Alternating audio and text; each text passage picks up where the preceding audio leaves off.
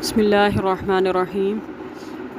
آج کا سبق ہے موٹے حروف کے بارے میں کہ موٹے حروف کتنے ہیں۔ تو موٹے حروف 7 ہیں: خا، صاد، ضاد، طا، ظا، غین، قاف۔ اب ان کو موٹے حروف کیوں کہتے ہیں؟ اس لیے کہ یہ حروف ہر حال میں موٹے پڑھے جاتے ہیں اور ان کا نام حروف مستعلیہ ہے۔ اب اگلا سوال یہ ہے کہ موٹے حروف کو پڑھتے وقت بچے کتنی قسم کی غلطیاں کرتے ہیں۔